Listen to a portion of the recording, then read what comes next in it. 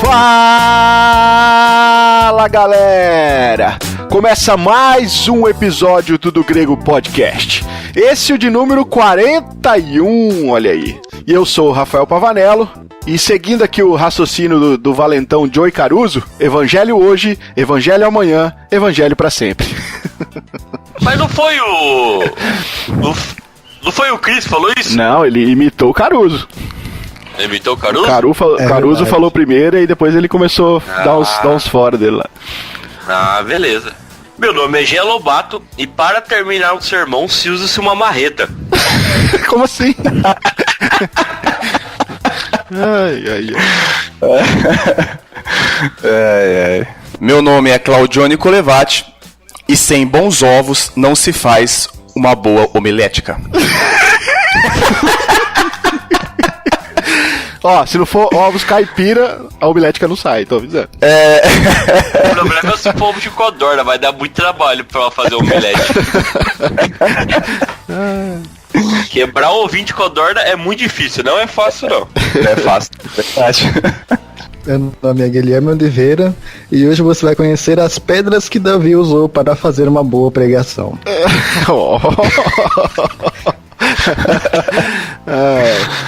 Bom, pessoal, como vocês ouviram aí, nós estamos aqui novamente com a presença de Claudione, nosso vulgo Johnny, e também o Guilherme, né? Nós chamamos de Gui também, então vamos deixar claro que é Johnny e Gui, né? Pra gente não confundir as coisas. E é claro que agora eu quero até dar um recado aqui pra vocês, porque eu e o Jean, né, representando aqui também o André, que se vocês não sabem, no último episódio eu já falei, né? O André, ele está de licença aí, por causa do nascimento. Paternidade. Licença paternidade. A gente é bonzinho, você viu? A gente tá pagando o direito dele, entendeu?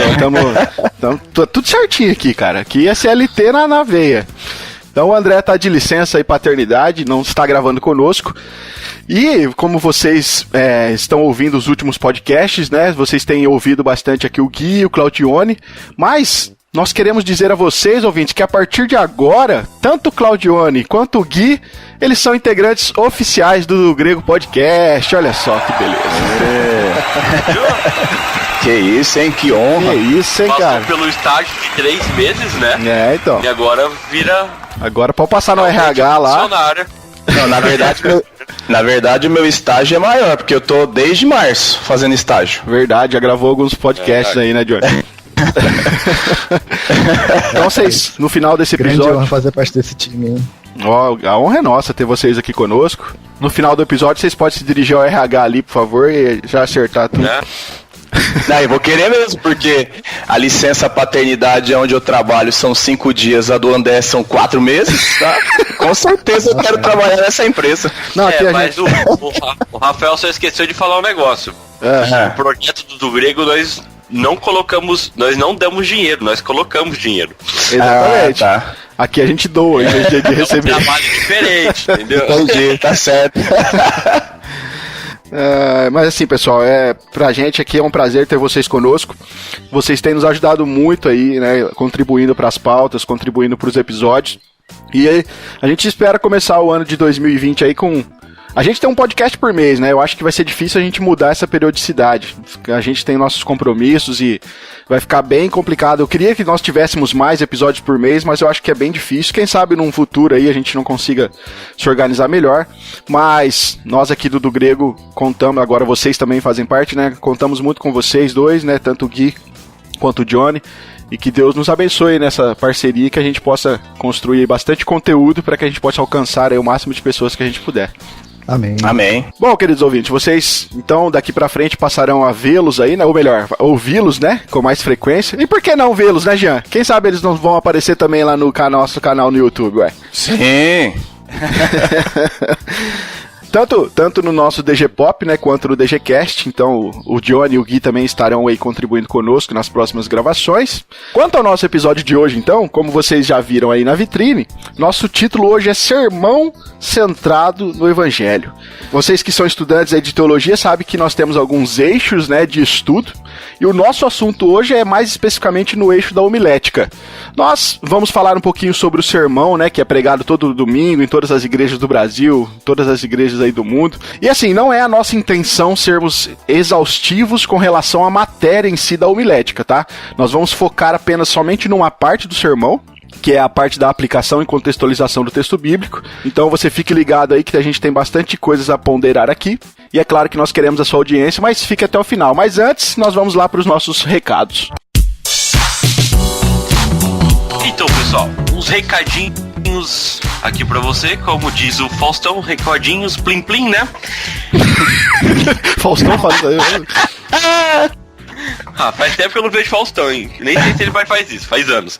Então, pessoal, lembrando vocês que nós não temos só o nosso podcast. Se você é um ouvinte nosso de podcast, nós também temos nosso trabalho lá no YouTube. É só você ir lá na pesquisa e digitar Do Grego Podcast. Lá nós lançamos toda semana um vídeo falando sobre alguns livros, principalmente de teologia sistemática, né? Nós estamos com uma série monstra lá. Acho que até o ano que vem, acho que nós apresentamos quase todas as sistemáticas que tem no Brasil. Também nós temos várias playlists lá sobre apologética, sobre Bíblia de estudo. Tem muita coisa legal lá. E se você é um ouvinte nosso pelo YouTube, né? Porque nós também postamos nossos podcasts lá. Lembrando que nós temos o nosso site, que é o dogrego.com, onde está tudo lá, tudo que nós publicamos está dentro do site, tá nos vídeos, tá nos podcasts. E se você escuta nós pelo YouTube ou pelo site, lembrando vocês que nós estamos nas plataformas de podcast da Podosfera, né? Tanto no Spotify como também no Deezer, né? Então vocês podem abaixar esses aplicativos aí e procurar nós lá na pesquisa do Grego Podcast, que vai ser muito mais fácil aí para vocês poderem escutar. Ô, Jean, e até bom que tem umas operadoras que tá agora colocando o Spotify como não cobrar, mas agora a taxa de transferência de internet. Isso é legal, hein? Bacana, cara, isso é bacana. Inclusive, cara, ontem eu tava lendo uns comentários lá nos vídeos sobre o podcast, e um dos nossos ouvintes disse que nós poderíamos colocar o podcast na Amazon Music ou Amazon não sei o que. Eu não sei desse streaming, vocês sabem? Eu também não. Nunca ouvi falar, não. A única coisa da Amazon que eu conheço é comprar livro. Mas se algum dos ouvintes... Prime também, que tipo Netflix, né? Mas eu não conheço aí dela. Agora, se algum dos ouvintes aí tiverem contato com isso, souberem, se tem algum serviço de streaming na Amazon aí, coloca o link aqui pra gente aqui abaixo do qualquer plataforma que você estiver ouvindo aí, comenta aqui pra gente poder ir atrás disso daí. É porque o do Grego um dia vai dominar o mundo. E vou passando a bola aqui para agora o nosso amigo Claudione, o Johnny, né? Onde ele vai explicar um projeto futuro aí que vai acontecer lá no nosso YouTube. Mês passado nós deu uma deixa falando que ia ter uma novidade aí, mas lembrando que essa novidade é a partir de janeiro de 2020. Talvez você esteja aí no ano 2050 escutando isso, então já passou 30 anos já, né? Na verdade, né, ele surgiu já há alguns meses, no sentido de buscar sempre louvores, né, que de fato cantem as escrituras e até também ouvir os louvores que infelizmente têm permeado aí as nossas igrejas e que cantam heresias e que às vezes como cristãos nós temos negligenciado a letra, não temos buscado o que de fato a letra tem cantado ou não.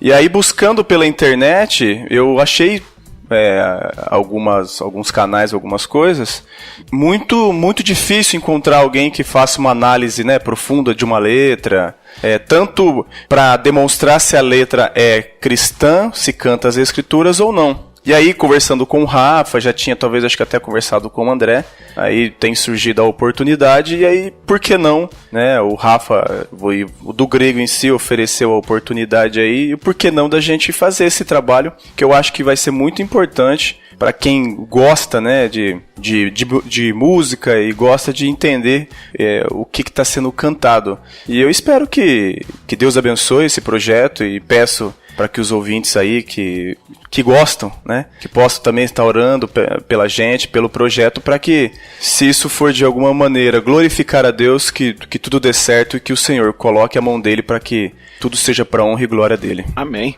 O projeto em si, John, na prática vai ser, tipo, você vai pegar uma música, né? nós, no caso, vamos participar ali com você também, alguns vídeos ou não. E aí você vai ter total liberdade para convidar pessoas também para participar, mas o projeto você vai pegar uma música e vai fazer uma análise da letra, certo? Certo, nós vamos pegar o louvor, né, a música cristã que seja, e vamos analisá-la, vamos tentar aplicar se aquilo que ela tem em sua letra é bíblico ou não.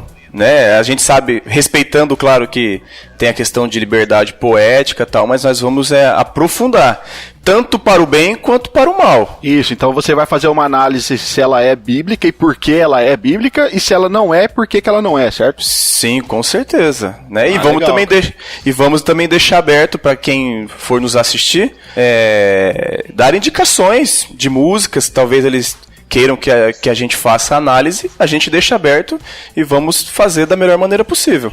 Bacana, cara. Eu acho que vai ser muito bacana, porque eu conheço só um canal no YouTube, que é o Teologueiros, que faz análise de música. Sim, eu também. E eles não fazem essa análise completa igual você está propondo, né? De mostrar com a Bíblia por que ela é correta, por que ela não é. Então eu acho que vai ser aí um conteúdo bem legal aí para os nossos ouvintes. Sim, sim.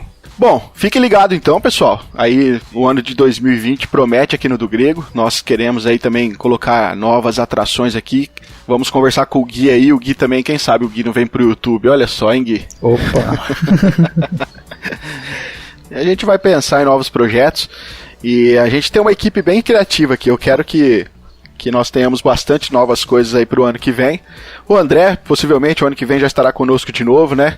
E o André, ele saiu do YouTube, né, Jean? Não voltou mais? Ficou com medinho.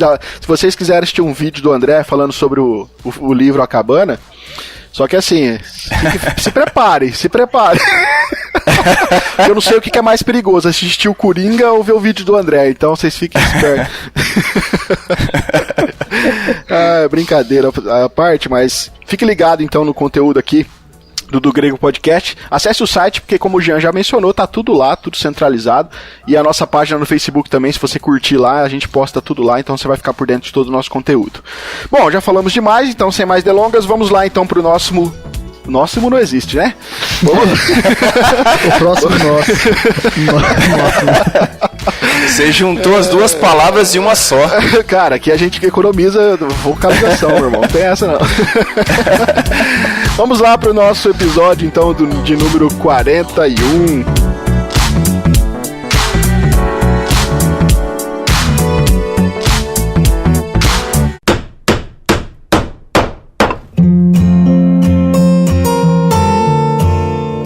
Bom, pessoal, essa pauta que nós escolhemos hoje, ela se deu porque existem muitos pregadores, e aqui nós precisamos reconhecer isso, né? Existem muitos pregadores que eles são fiéis à exposição do texto. É claro que tem uns nóia por aí, né? Que viaja mais que não sei o quê. Mas a gente tem muitos pregadores que são fiéis à exposição do texto. Eles não saem do contexto, eles expõem o texto certinho, eles não ficam inventando moda, né? Então seguem toda uma ortodoxia ali certinha. Porém, quando chega na finalização do sermão, né, na hora de aplicar o sermão, na hora de contextualizar o texto bíblico, na hora de apresentar o evangelho de Jesus e aplicar ele à realidade ali da congregação, infelizmente aí eles falham, né, deixando a desejar nesse sentido.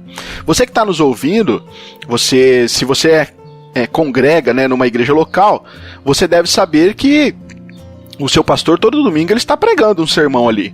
E nós queremos nesse episódio hoje pontuar algumas coisas, porque nós entendemos que quando o evangelho não é apresentado num sermão, como aplicação ou como contextualização, que a gente vai explicar isso melhor daqui a pouco, geralmente o pregador ele tende a incorrer em erros na aplicação.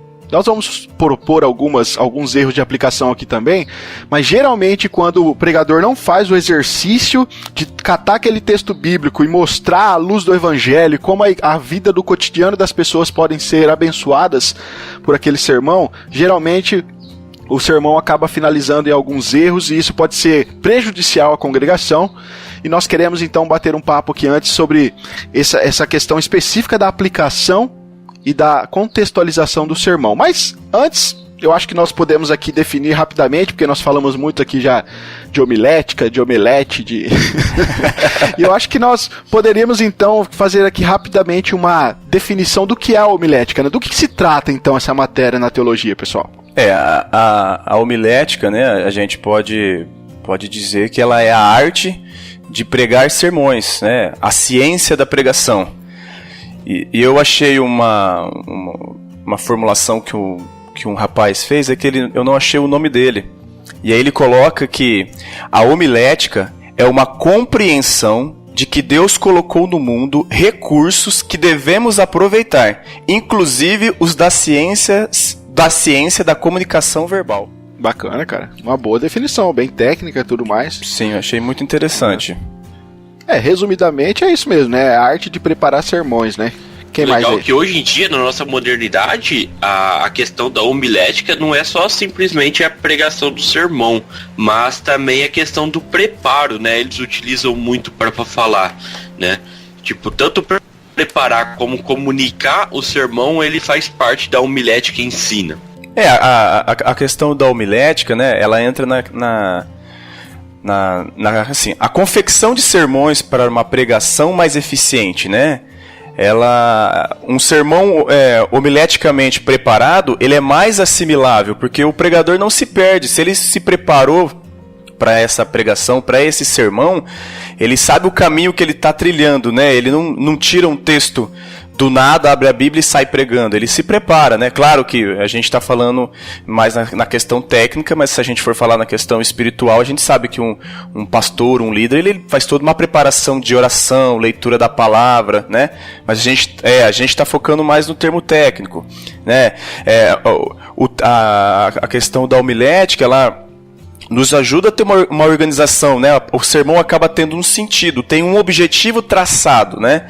E ela organiza a exposição das ideias, né? É uma forma de organizar aquilo que, se a gente pensar que o nosso culto, se o nosso culto... É comprido mesmo, né? Se o nosso culto, ele precisa de uma ordem e decência, ou seja, uma organização, por que não a pregação ou o sermão pode ser de qualquer maneira? Isso é verdade. De certa forma, a homilética ela é uma ferramenta, né, que tende a facilitar então a vida do expositor, né, na hora de expor a mensagem, né. É claro que ela vai fornecer ali alguns métodos, né, então ela vai ajudar muito aí o pregador então a organizar a ideia em si do texto para poder passar a informação à congregação, né? Sim, a homilética é uma espécie de retórica, né? É uma retórica que visa oferecer recursos para convencer as pessoas, humanamente falando, né, quanto à necessidade de arrependimento e fé em Jesus Cristo, né? Conforme diz aqui o Ernest Maia, no material que eu consegui encontrar. Opa, Mr. Maia é outro nível, né, cara? Mr. Maia é assim, 2 linhas que ele escreveu e 60 linhas de nota de rodapé, sempre. É isso aí. Mr. Maia é o cara que mais pesquisa, que olha, rapaz. E o Gui falou aí da retórica, a retórica faz parte da oratória, e a homilética ela tá aí dentro também dessa matéria da oratória, né? Que tem tudo a ver com a ideia de você fazer um discurso, né, com a finalidade de você convencer, de agradar as pessoas. Então ela também é definida aí, como já falamos, como a arte de pregar. Então, pessoal, um pouquinho de história aqui pra vocês entenderem, porque do grego também é cultura, né? Ô, louco, rapaz!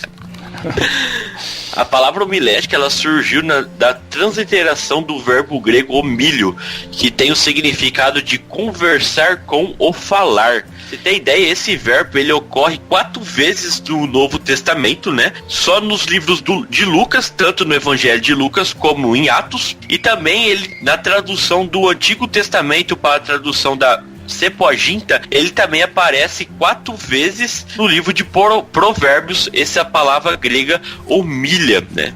Mas a igreja latina traduziu a palavra homilia por sermão, passando as 2 palavras a serem usadas com o mesmo significado. A palavra sermão era usada quando era desenvolvido por algum tema, e a palavra homilia pressupõe que era um método de análise e de explicação de um parágrafo ou verso das escrituras que era lido durante o culto.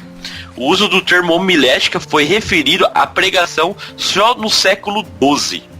Tá aí, ó. Do grego é cultura.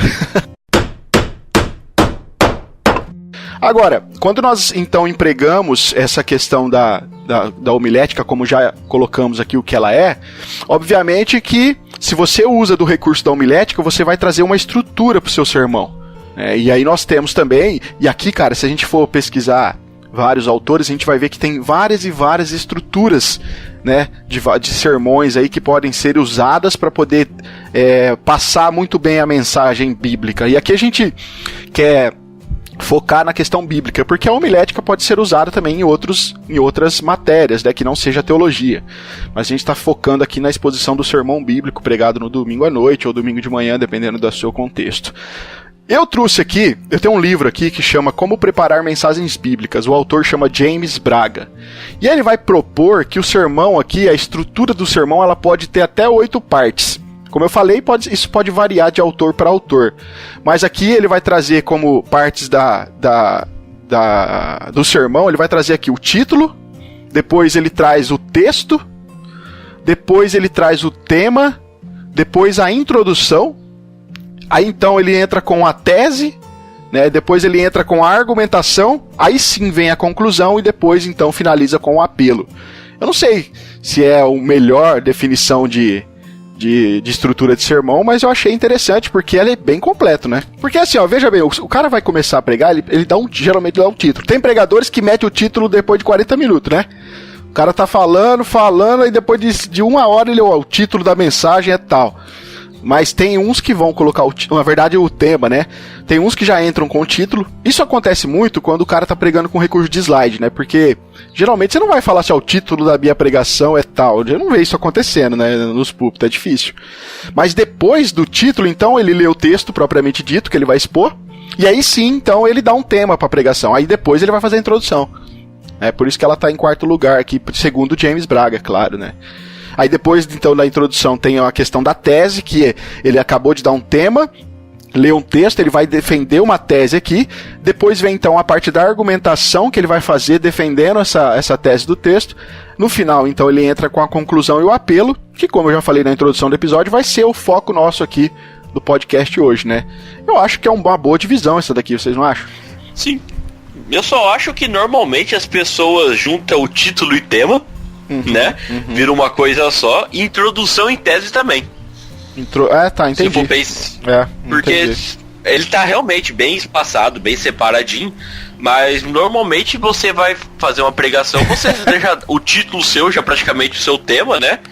E a questão da tese, até que ele fala que é um assunto que vai ser discutido ou asserção em que vai ser definida. A tese com uma declaração pode ser afirmativa, negativa ou interrogativa. Então, normalmente isso faz parte da introdução, na verdade. Então, eu já acho que não, Jean. Eu acho que a introdução, inclusive eu acho que eu vejo essa divisão muito clara num pregador que chama, eu já falei muito dele aqui, eu acho, chama Emílio Garofalo Neto.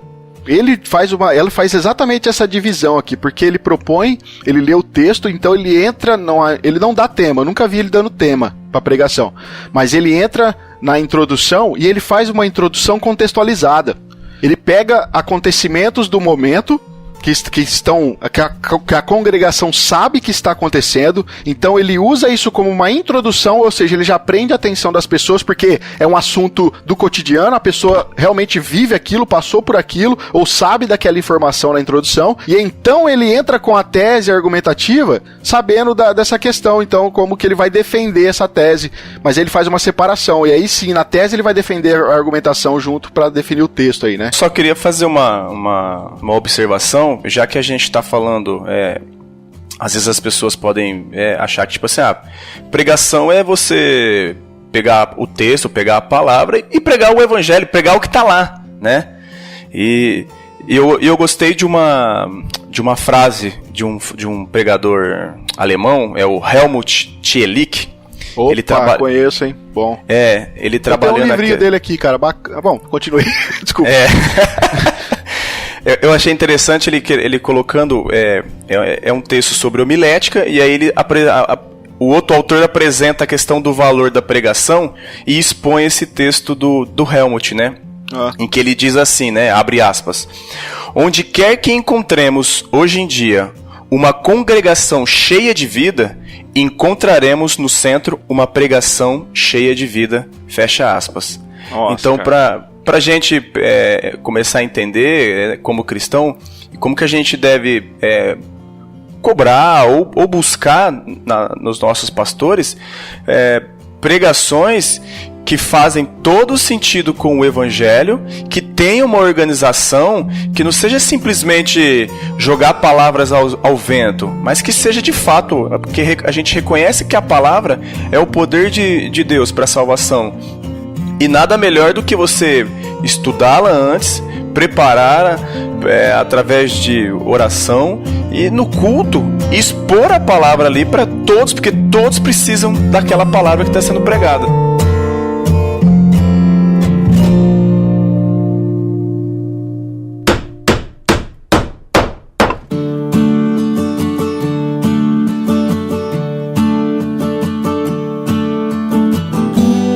Agora, eu falei pra vocês que tem que o James Braga coloca como apelo, né, a última parte de um sermão.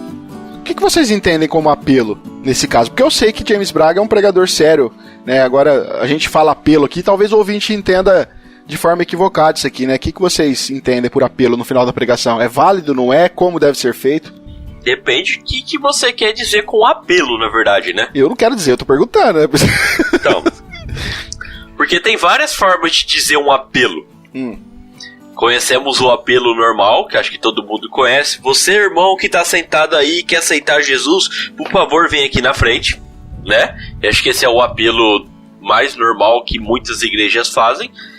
E eu entendo o apelo como fazer uma pergunta no final, onde a pessoa pode meditar pelo sermão que ela acabou de escutar. Né? Não é simplesmente aquele apelo que nós conhecemos, mas é um apelo de uma forma diferente. Eu concordo com o que o Jean falou, né? Tem essa, infelizmente, não sei nem se é infelizmente ou felizmente, essa questão de levantar a mão e falar para você aceitar Jesus. Eu passei por isso, mas não é em si o ato de levantar a mão e eu não aceito a Jesus, né? Acaba sendo algo muito raso. Mas eu acrescentaria que no apelo, após a exposição da palavra, o apelo a gente pode entrar na questão de você falar para que o ouvinte, né, que ele tem que se arrepender, né, que ninguém vê a Deus ou ninguém vê a Cristo sem o arrependimento genuíno.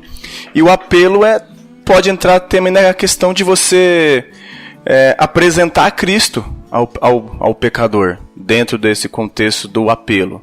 Mas eu acho que dá pra juntar o que o Jean falou, sabe? É o que eu entendo. Eu entendo também como apelo quase que parte assim de uma aplicação, sabe? Porque, tipo, a maioria das pregações... Queira ou não, acho que a grande maioria dos textos bíblicos, eles contêm alguns imperativos, né? Daquilo que parte da resposta do crente ao evangelho e tal. E isso, quando o pregador no final, ele não necessariamente, como o Jean colocou, pode ser feito apelo para aceitar Jesus, né? Às vezes o apelo ele está composto por uma ideia de levar o ouvinte a se decidir por aquilo que foi exposto, a tomar uma decisão, né? A ser confrontado, a levar, né? No apelo pode servir para levar o ouvinte a um confronto de mudança de vida, de arrependimento, né? E entender analisar se a sua vida está condizente com aquilo que foi exposto na Bíblia ou não. Então serve para vários fins, como a gente conhece apelo justamente como aquilo, né? Levanta a mão aí quem quer aceitar Jesus e vem aqui na frente, e não necessariamente é isso, né? Porque nós fala apelo, a pessoa já se retrai. Não, apelo não. Mas existem outras formas de ter um apelo, né? Vamos falar que é um apelo elegante, vamos colocar assim. E onde faz a pessoa realmente meditar por tudo aquilo que o pregador acabou de falar, né? Isso é muito importante, acho, dentro de uma pregação. E esse tipo de apelo já era praticado já no Novo Testamento, né? Porque era sempre arrependei-vos e crede no Evangelho, né? Então pedia que as pessoas acreditassem no Evangelho, né? Depois de fazer a exposição da palavra, né? Eles diziam para produzir frutos de arrependimento, né? Se for pensar, se você usar essas duas palavrinhas, é um apelo, né? Mas é um apelo que vai fazer a pessoa sair do culto. Nossa, realmente, eu preciso mudar minha vida, não, eu tô errando nisso daqui, né? Então isso ajuda, eu acho, dentro de uma pregação. Agora, só pra gente finalizar essa parte introdutória, e a gente focar onde eu falei que a gente ia focar, mas a gente tá falando bastante. Eu gosto disso porque às vezes tem ouvintes, cara, que nunca parou pra pensar numa estrutura de um sermão. Sim. Né? Simplesmente ouve o pregador e acha que é aquilo ali, e às vezes o pregador tá correto mesmo, tá seguindo toda uma boa estrutura, fazendo uma boa homilética, mas a teoria em si, às vezes, as pessoas não param pra entender, então eu acho que essa discussão nossa pode ser boa nesse sentido. Mas, além do composto de 8 partes aqui que a gente falou, e que pode ser outras, né? Além dessa estrutura do sermão, nós temos alguns tipos de sermãos, né? E aí nós poderíamos definir aqui, pelo menos, não sei, eu catei aqui pelo menos 3 tipos de sermão que eu acho que abrange bem mesmo aí todas as exposições. Um é o sermão temático, que é aquele sermão que é ligado a um tema, né, mais especificamente ligado a um tema, ele está mais ligado a um assunto do que necessariamente ao texto. O temático é aquele assim, olha, o pregador decide que vai falar sobre arrependimento. E aí então ele vai garimpar vários textos que falam sobre arrependimento e vai expor aquele assunto. O que vocês acham desse tipo de pregação? Ou de sermão, na verdade? Olha, sinceridade, eu tenho um problema com isso aí. Porque se o cara souber realmente fazer uma pregação temática, vou dar o exemplo. O cara quer pregar sobre... Vou pegar um assunto sobre amor. Ele quer mostrar o amor de Deus no mundo, né? Só que, e ele conseguir realmente pegar o contexto bíblico e aplicar isso no sermão, é legal. Só que a maioria das pessoas que faz uma pregação temática, ela simplesmente foge por onde ela começou. Ela não mais está falando sobre o tema, ela começa a usar versículos para justificar o que ela falou lá no título. Então não acaba mais sendo uma pregação sobre o tema, mas sim versículos para justificação do que ele realmente queria falar lá no começo. Então eu tenho um pouquinho de problema com esse tipo de pregação. Acho que tem um risco muito grande aí de, às vezes, fugir daquilo que o texto quer e você querer colocar informação no texto que não tá lá, né? Então, sim. Como o Jean falou, né, a questão do temático, acho que eu até conversei com você essa semana, é que o pregador ele acaba buscando na Bíblia textos que apoiem a ideia selecionada, né? Não é o texto que fala por si, ele busca apoio no texto, né? E às vezes pode trazer alguns problemas, algumas heresias, né? Porque você pode, como o Jean falou, se eu quero falar sobre prosperidade ou sobre dízimo e oferta, aí eu vou lá em Malaquias 3:10, uso só uma parte do texto e não utilizo o contexto para afirmar que o que eu estou falando está certo, porque o meu tema é sobre dízimo e prosperidade.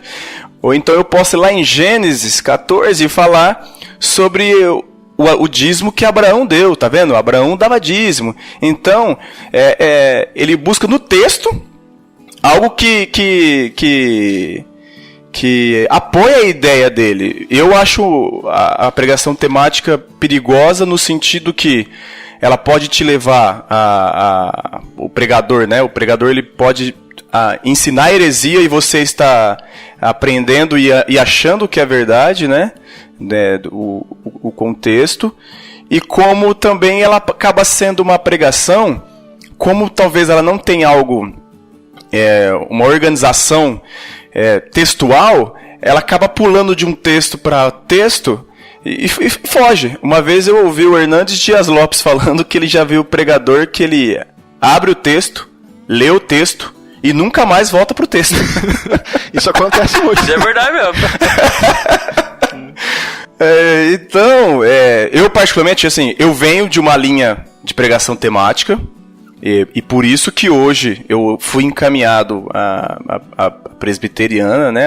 Porque eu entendi que a pregação expositiva, ela é o que mais se aproxima daquilo que se contém de verdade na Bíblia, né? Se a gente for pegar os grandes pregadores, os reformadores, dificilmente você consegue construir uma heresia se você aplicar o contexto expositivo. É isso aí. Agora, tem outros tipos também de sermão, né? Não só o temático, mas tem um também conhecido aí na academia como sermão textual.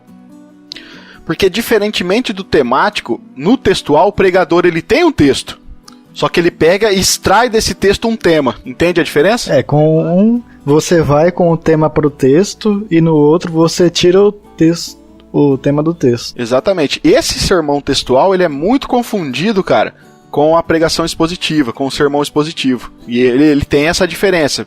E aí, esse sermão textual tem várias divisões, né? Mas ele basicamente é isso.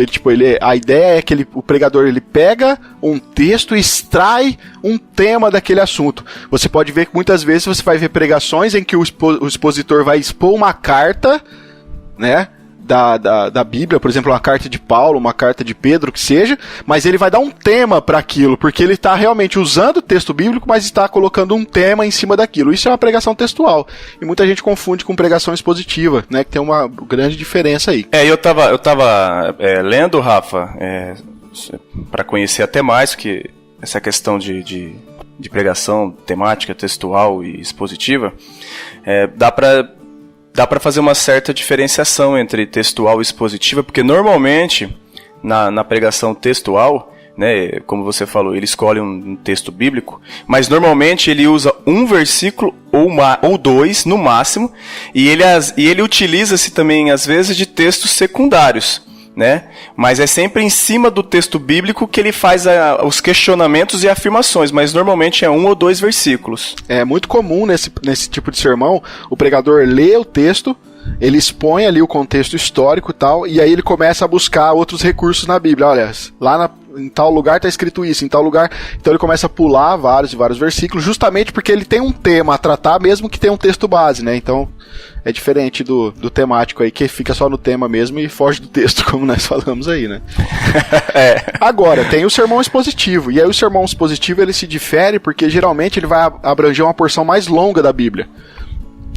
O pregador vai pregar tipo um capítulo todo, ou ele realmente vai expor o livro todo, só que ele vai fazer isso verso a verso, sem ficar muito saindo do texto. Ele vai realmente se concentrar naquela perícope e vai expor texto ali, verso por verso, e até fazer. E ele ainda extrai dessa conclusão, dessa perícope, ele extrai uma conclusão ainda para cada sermão. Quem faz isso com maestria é o Augusto Nicodemos, né? Ele Mitodemo. Para quem quiser, no Spotify tem as playlists de pregação dele. Ele já expôs, na verdade, a carta de Romanos inteirinha. E você vai perceber que a cada sermão dele, ele está pregando expositivamente um trecho dos capítulos, mas sempre no final ele faz um apelo ao evangelho e faz uma aplicação contextualizada, que é o que a gente vai falar daqui a pouco. Então, hoje, assim, na atualidade, o Augusto Nicodemos na pregação expositiva é um dos melhores, cara, pra mim, né, no caso. Não, com certeza. E falando de pregação expositiva, a gente pode observar que ela principalmente se ocupa da exegese, né, ou exposição completa do texto, frase ou palavra que está sendo aplicada ali no momento do sermão, da pregação, né?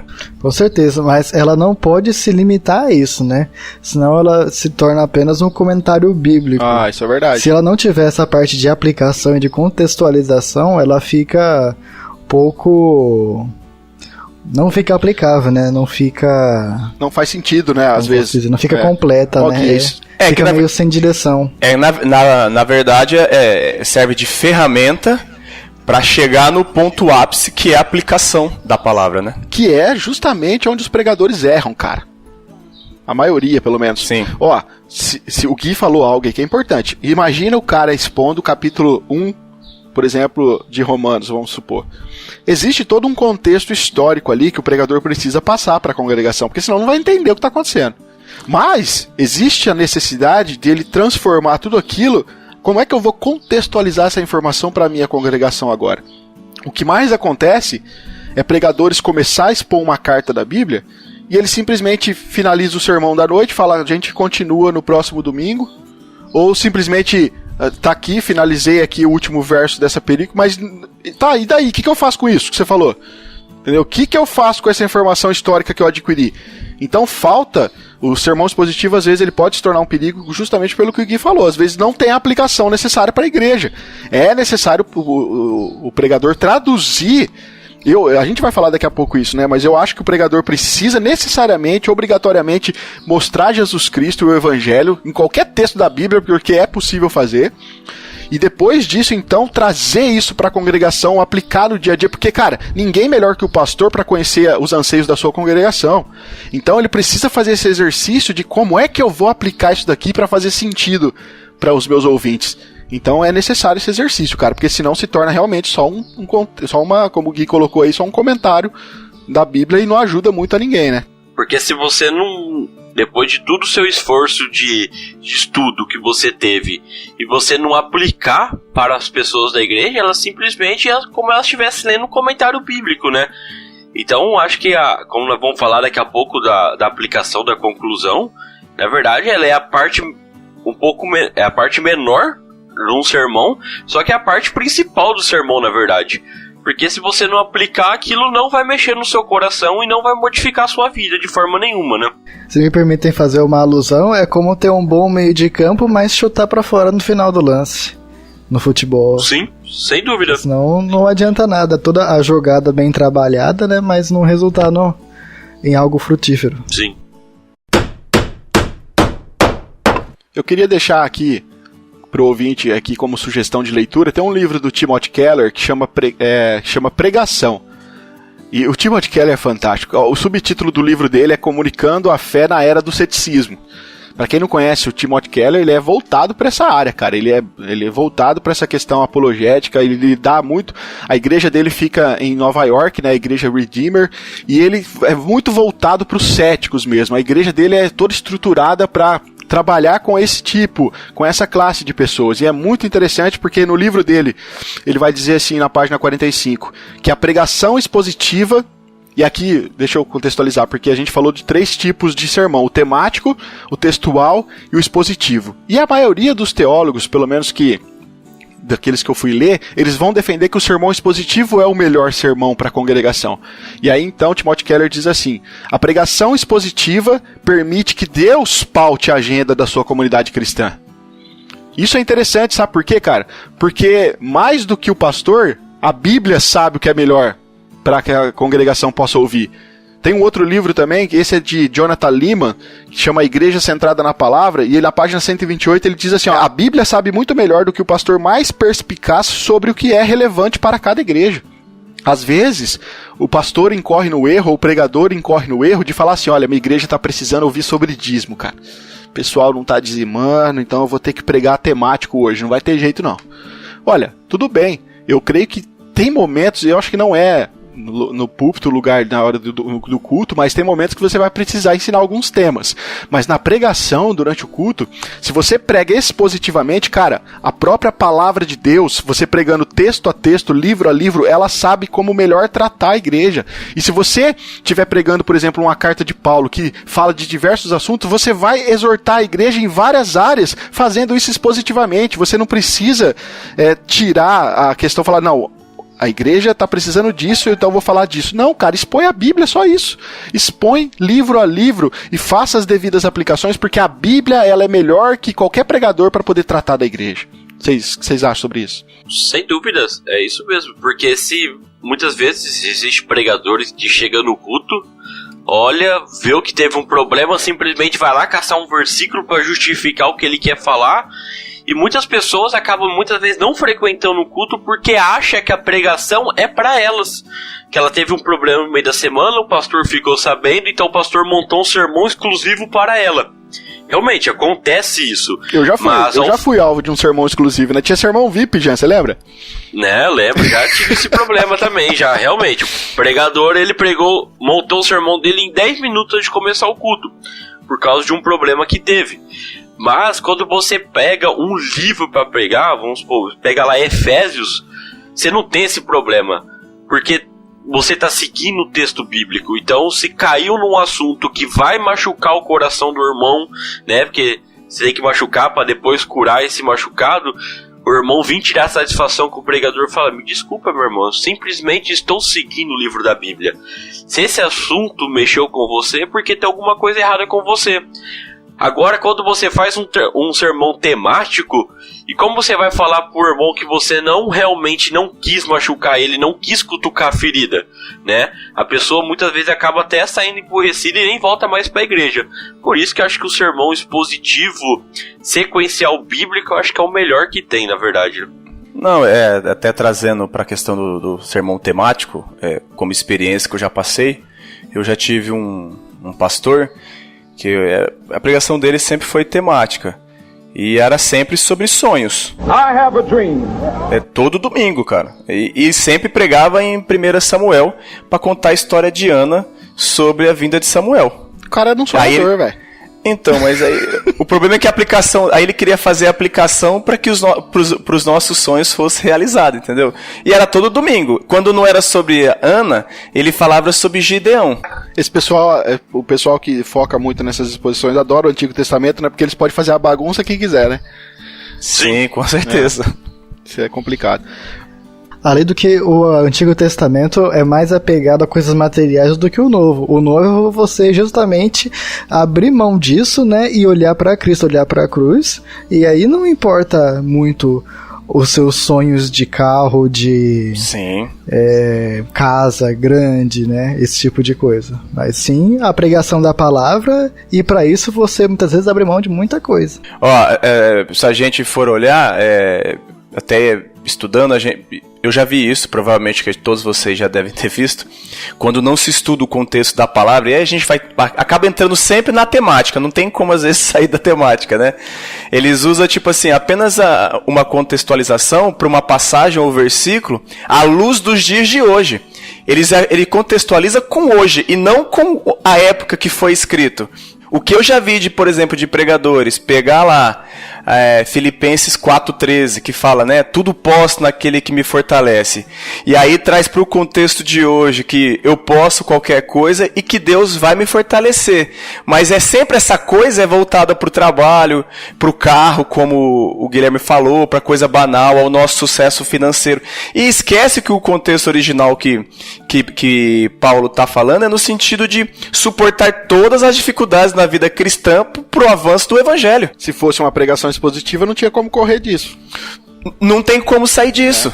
E outra, tem um detalhe também, que nas pregações expositivas, o pregador, cara, ele tem que rebolar, meu irmão, porque tem assuntos que ele não vai conseguir fugir, não. Por exemplo, ninguém gosta de pregar sobre divórcio. Não. Porque geralmente você tem esse problema na igreja, cara. É muito comum nas igrejas hoje pessoas passando por esse momento de divórcio e tal. Só que se ele estiver expondo o evangelho de Mateus, por exemplo, chegar no capítulo 9, meu irmão, vai pular? Não vai pular. Tem que tratar da igreja nesse assunto. Vai ter que tratar da igreja. Ou seja, a Bíblia, cara, se você pregar expositivamente, a Bíblia vai tratar da igreja em todos os assuntos necessários, entendeu?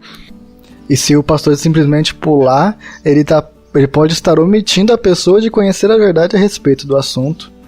Então, né, não dá para evitar de tentar tirar o espinho, né, fazendo uma alusão a C.S. Lewis, que tem no livro, né, de Crônicas de Nárnia, que quando o garoto deixa de ser um dragão, ele diz que a dor foi como de tirar um espinho, né, é dolorido, mas depois tem um alívio, né, de não ter mais o espinho ali. Então, tratar de um tema espinhoso pode ser difícil, mas no final das contas, né, a palavra de Deus conforta e transforma para o bem da pessoa.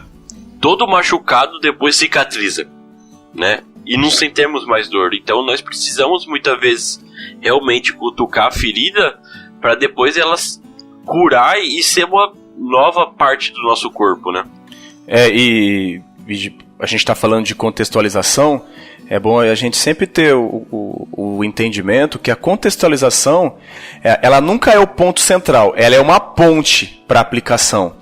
Porque se a gente for observar, infelizmente, quantas pregações sem estudo aprofundado, com foco em qualquer outra coisa que não é a palavra, foca-se em bênçãos, vitória, entre outras coisas motivacionais.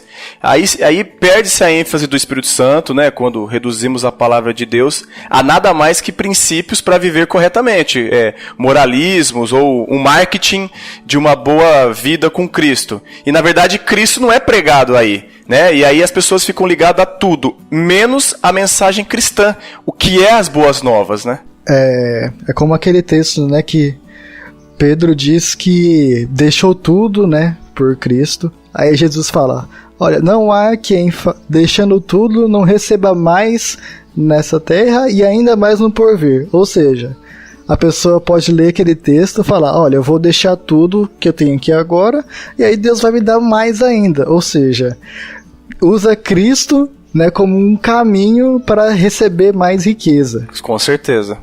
Ou seja, o coração da pessoa ainda está nas posses e não no Cristo em si. Jesus acaba sendo um objeto de consumo, ou Deus propriamente dito. Não, tem gente que dá conta de ler um texto, assim, não precisa... Tem dificuldade, às vezes, para você pegar um texto do Antigo Testamento e fazer uma boa aplicação cristocêntrica, mas tem gente que dá conta de ler os evangelhos, onde já está claramente falando de Jesus, e ele consegue aplicar sem Jesus, cara. Impressionante, entendeu? Impressionante. Acontece.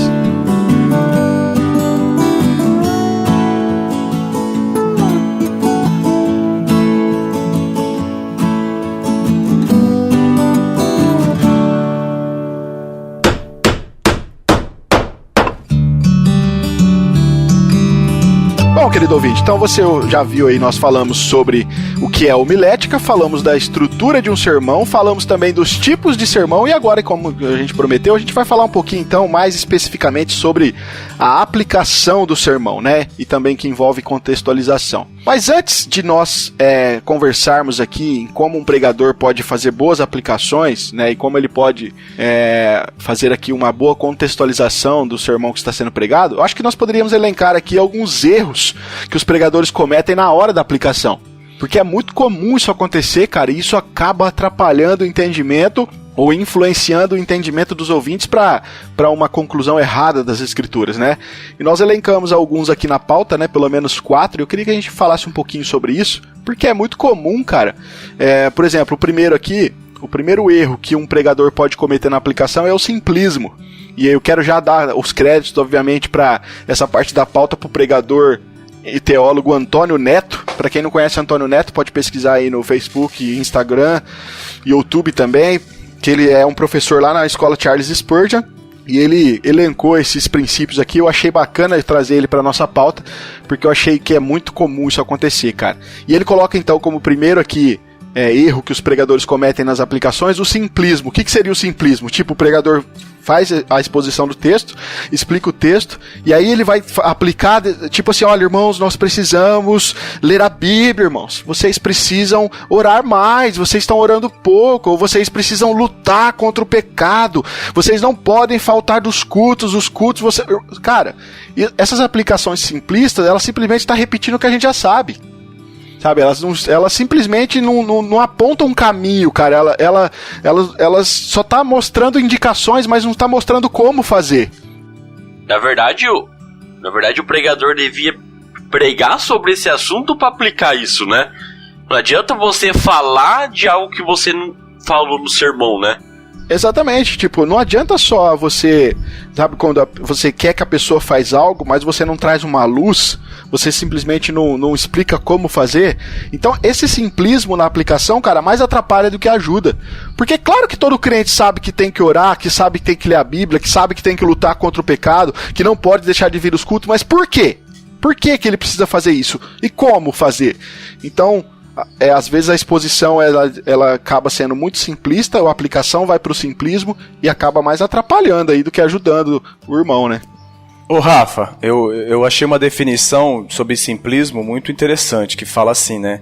O simplismo é um vício de raciocínio que consiste em se desprezarem elementos necessários na solução de um problema.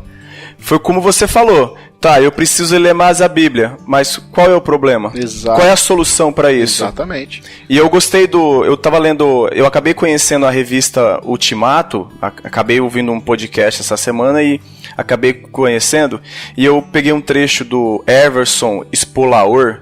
Ele fez uma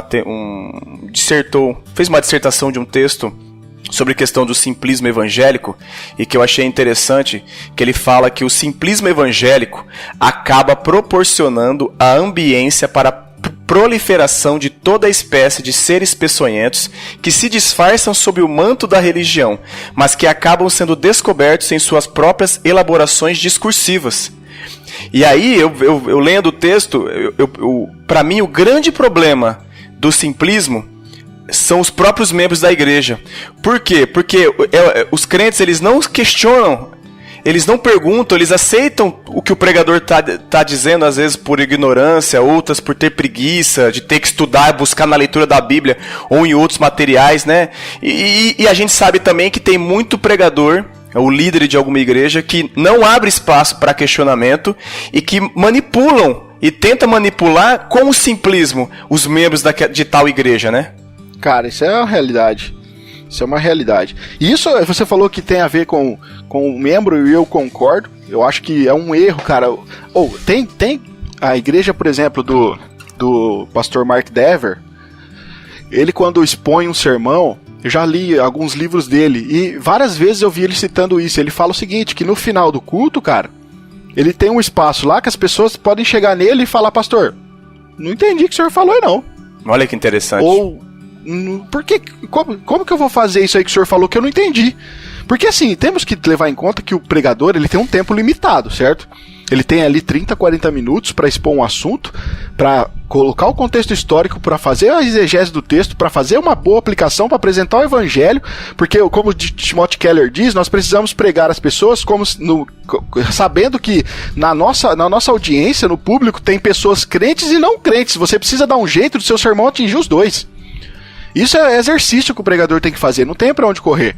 Então, no final do culto, Mark Dever recebe as pessoas que têm dúvidas sobre o sermão e responde. Agora, existe um erro de os pregadores não abrirem dar esse leque, né, para as pessoas, e o erro do próprio crente que simplesmente ouviu por ouvir, sai da igreja e vai embora e nem quer saber se entendeu ou se não entendeu a pregação. Então, temos um problema aí de duas vias, né? E eu acho interessante também, né, que a gente falando sobre a questão de questionamento, pode observar que igreja que trabalha sempre com a questão do simplismo, e a gente sabe que tem igreja que trabalha com isso, ela não tem escola bíblica, porque ela sabe que na escola bíblica vão surgir os questionamentos, então é só culto.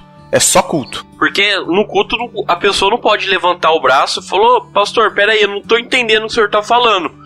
E muitas vezes a questão acabou o culto, já alguém vem conversar, você não tem o tempo de chegar no pregador depois e tirar sua dúvida. Nós vamos embora pra casa e passa a semana e a dúvida ficou e você não mais perguntou. E realmente, Johnny, essas igrejas muitas vezes não tem um momento de ensino onde as pessoas podem aprender e tirar essas dúvidas, né? Um outro ponto que nós temos aqui também do erro do pregador comete é o legalismo, né?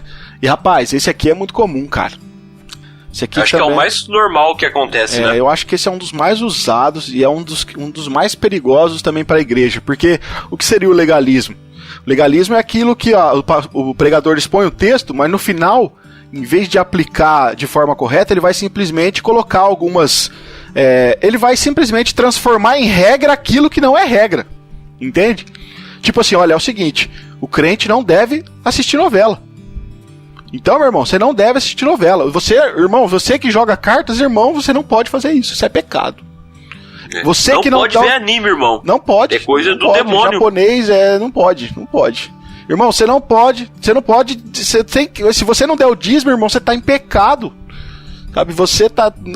Cara, esse legalismo, cara, nas aplicações do sermão atrapalha tanto, cara, tanto. Sabe por quê? Você não ajuda o irmão. Pelo contrário, você coloca uma carga nas costas dele que às vezes, como eu falei, é uma regra que você inventou, que não existe, não é bíblico, cara. Ô, Rafa, eu acho pior ainda quando se fala em questão de pecado. Agora, o duro é quando o legalismo, ele é tratado como um estilo de vida, né? das pessoas que acreditam que o cumprimento das regras, né, o deixar de fazer, torna ele merecedor do favor e da salvação divina. É o pensamento, cara, de que o amor de Deus por nós depende de alguma coisa que nós podemos ou não fazer. Exclui-se totalmente a graça. Totalmente. Sim. É a nítida pregação, cara, que não tem Cristo. Não tem, entendeu? Porque o legalismo realmente substitui a Jesus nesse caso, não tem como. Agora, tem várias formas de aplicar um princípio? É claro que tem.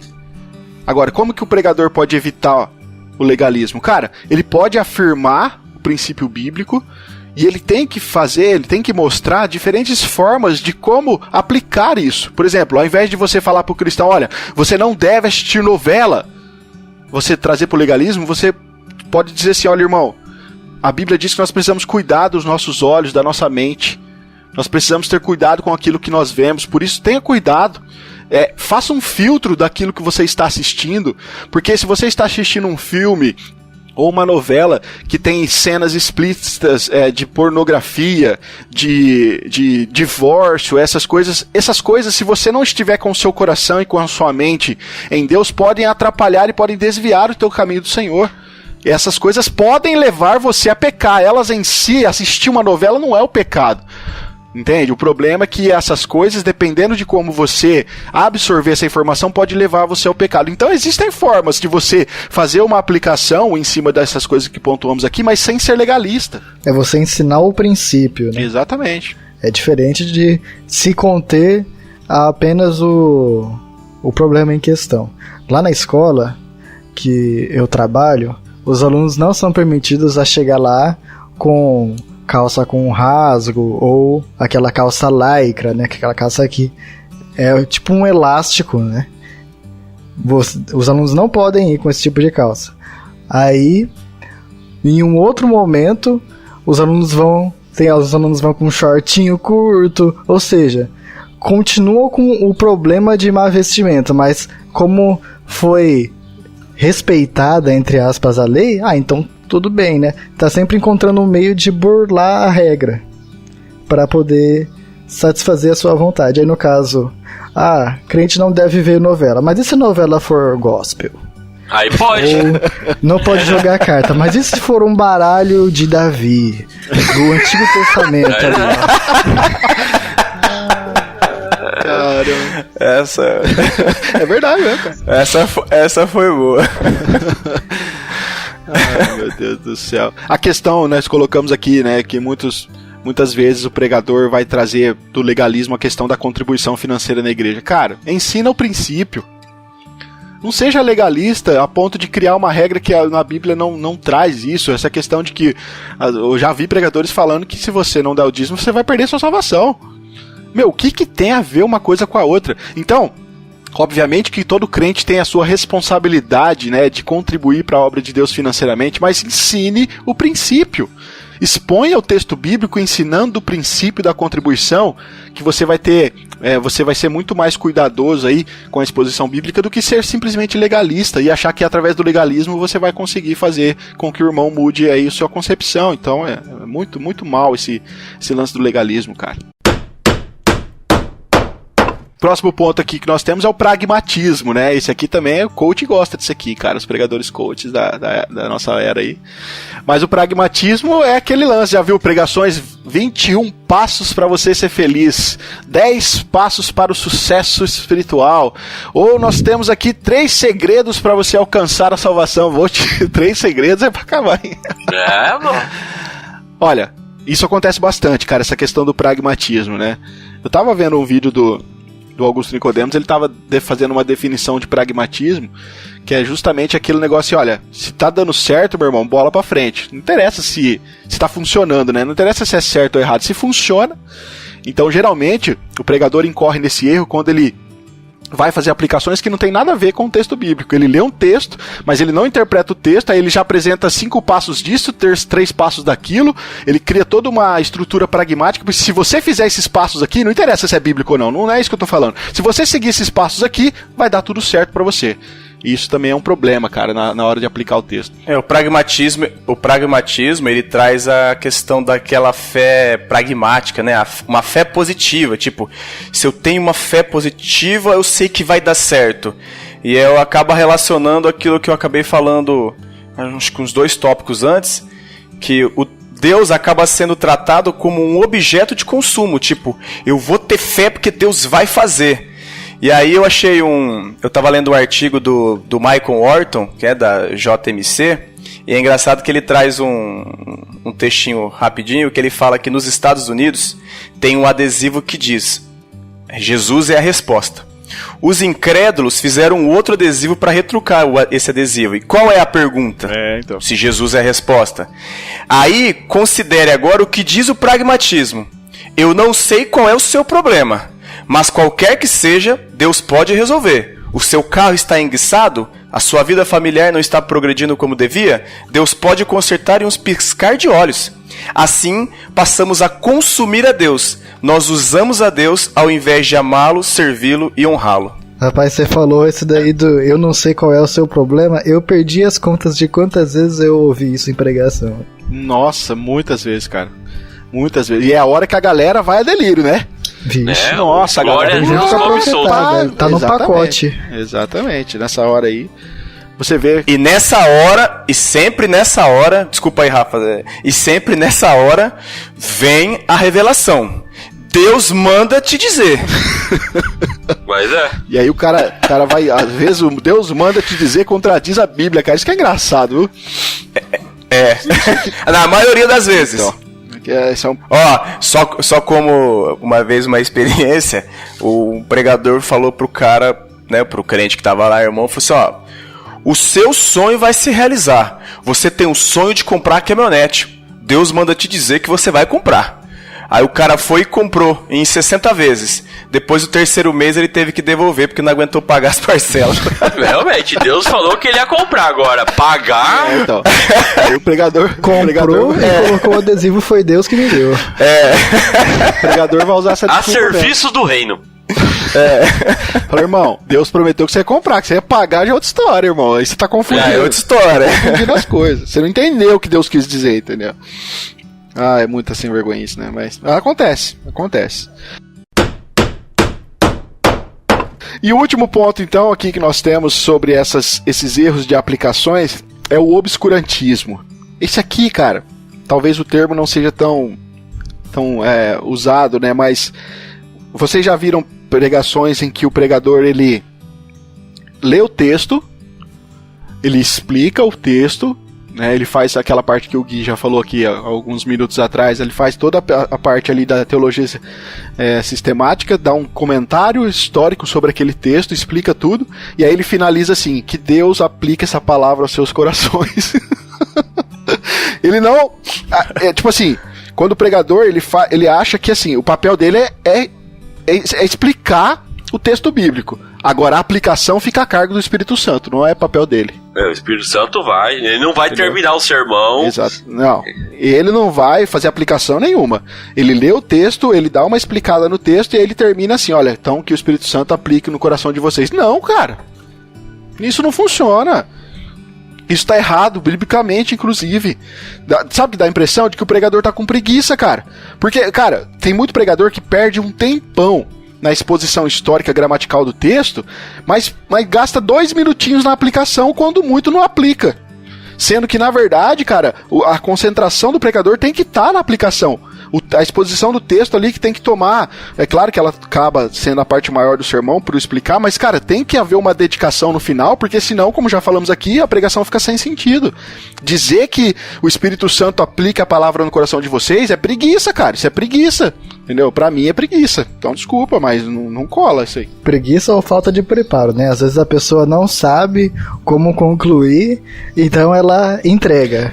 Pronto, já fiz tudo que eu faço, o estrago está feito, agora né, eu vou passar a bola. Na verdade, se você for pensar, né, a falta de preparo, a pessoa se gasta o tempo na coisa maior, que é o desenvolvimento do assunto, que ele gasta lá, vamos supor, 20 minutos da sua pregação, meia hora, e na aplicação onde ele consegue, que é uma coisa curta, rápida e objetiva, ele não faz.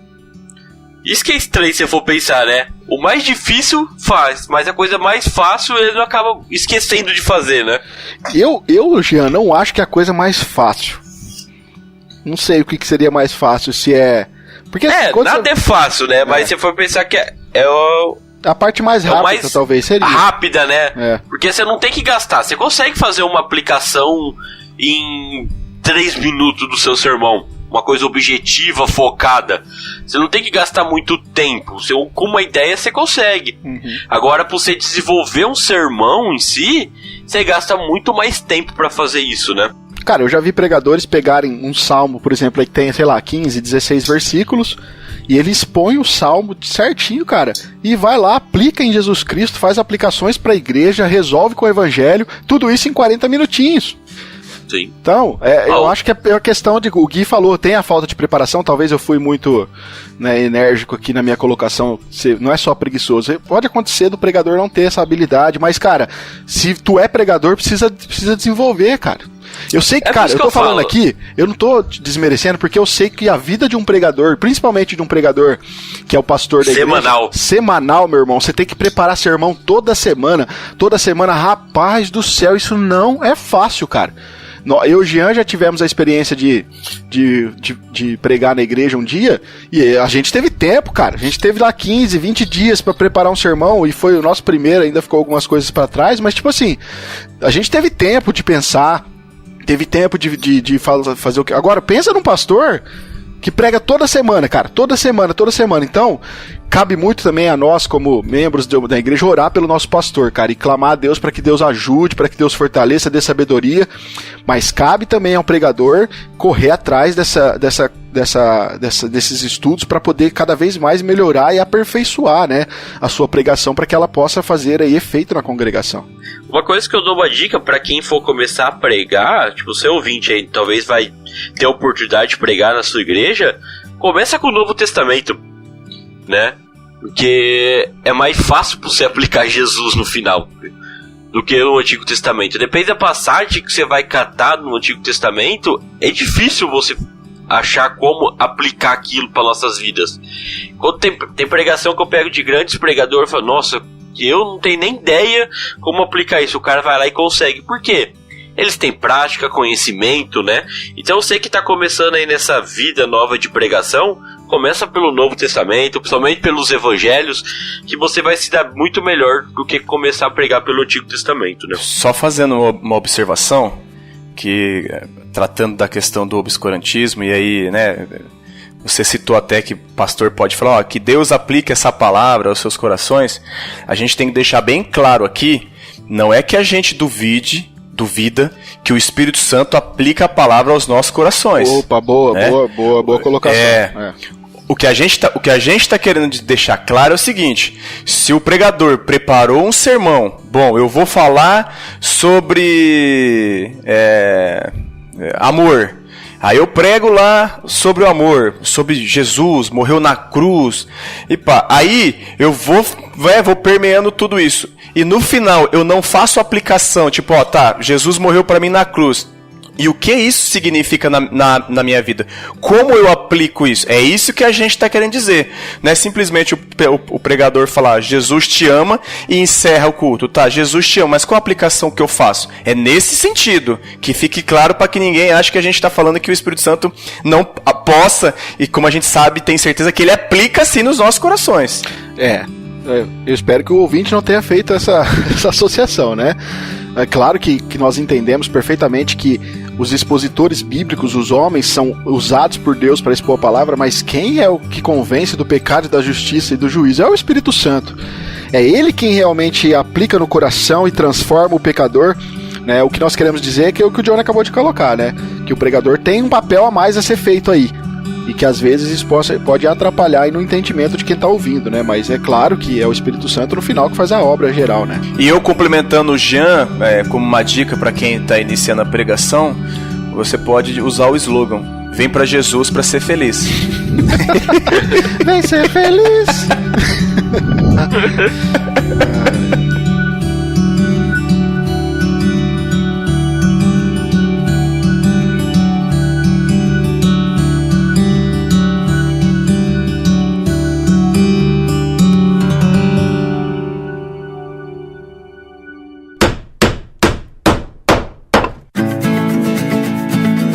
Bom, pessoal, depois dessas considerações iniciais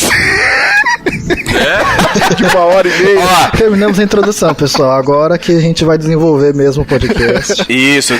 Nós demos o título e a introdução. Agora nós vamos pra tese agora.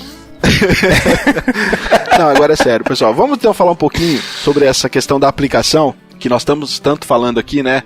E da contextualização, que nós entendemos aqui ser um dos elementos mais importantes aí do sermão também. Agora, eu não sei, aqui vamos jogar na mesa e vamos bater um papo, porque eu não sei o que vocês pensam sobre isso, mas, cara, na minha concepção, não importa a parte das escrituras que o pregador esteja expondo, cara, o evangelho precisa em algum momento entrar em foco.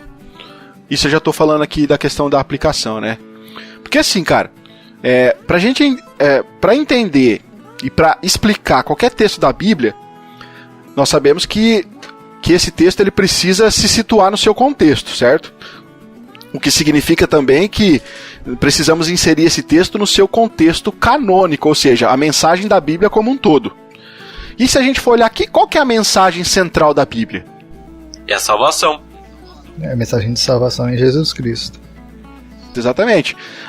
Se a gente for olhar só da perspectiva do ateu, que é um pouco mais obscuro isso, a mensagem lá, por exemplo, que a gente vê no livro de Jonas, é que a salvação ela vem do Senhor, e vem somente do Senhor.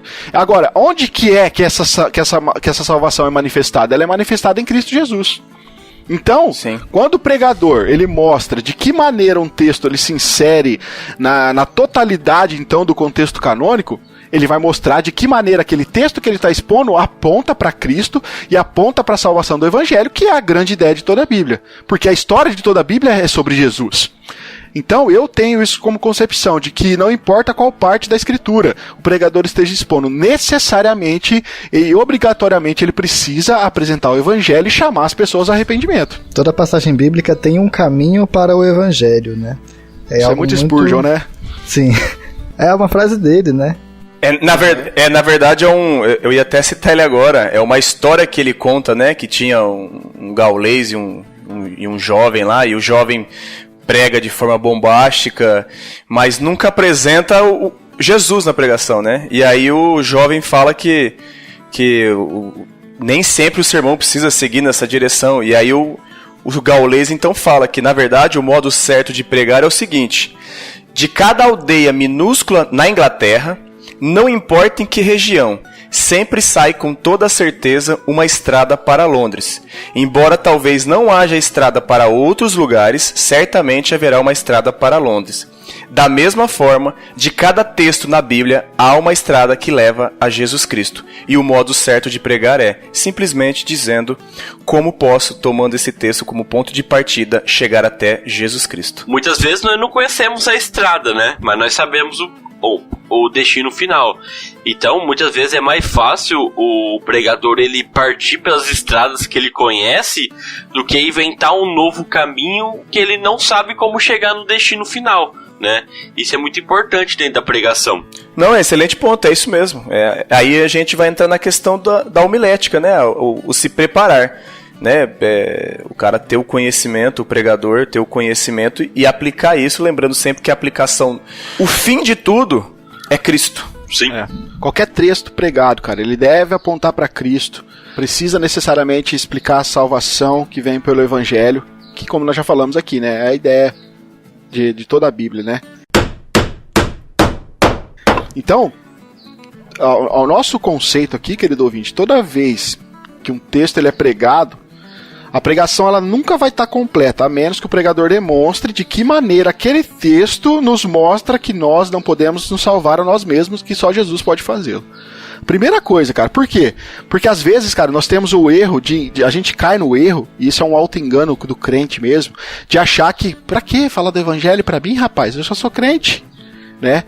Mas, rapaz, cara, agora, deixa eu ver, tem um texto de Martim Lutero, deixa eu ver se eu acho aqui que eu quero ler pra vocês. Ele diz assim, ó: nunca é demais martelar o evangelho em nossos ouvidos.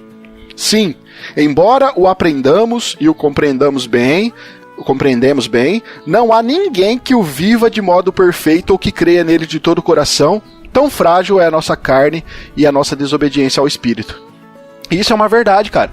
Não é só porque a gente já é crente, porque a gente tende, às vezes, se nós não estamos sendo alertados pelo evangelho constantemente, nós somos tendenciosos a começar a achar que podemos salvar a nós mesmos, e a gente cai numa espécie ou de relativismo ou de legalismo. Sabe, isso é um problema grande. Então, o pregador precisa necessariamente apresentar o evangelho, que é a ideia central da Bíblia, em qualquer texto que ele expor, porque ele vai estar admoestando e exortando tanto o crente como aquele que não é cristão, que precisa ouvir as boas novas de salvação. Então não tem como, cara, é necessário o evangelho ser apresentado na hora da explicação do sermão, né? Tem uma frase, né, acho que eu até postei esses dias, até o Rafa falou, ó, guarda lá pro podcast do Josemar Bessa, que fala, né, que Lucas escreveu 2 livros bíblicos que não falam sobre ele. É tudo sobre Cristo. Assim deve ser um sermão. Tem um livro do Jonathan Lima, eu já citei aqui, né, que é o livro A Igreja Centrada na Palavra, e ele vai dar um exemplo, cara, de uma pregação que está centrada em Cristo. E ele vai dizer que quando o pregador for pregar expositivamente, ele passa, por exemplo, por Êxodo, capítulo 20, e vai ensinar sobre os 10 mandamentos, e aí ele fala um pouquinho aqui, eu vou ler para vocês na íntegra, sobre o mandamento não roubarás. Veja, ele diz assim, ó, por exemplo, o mandamento de não roubar.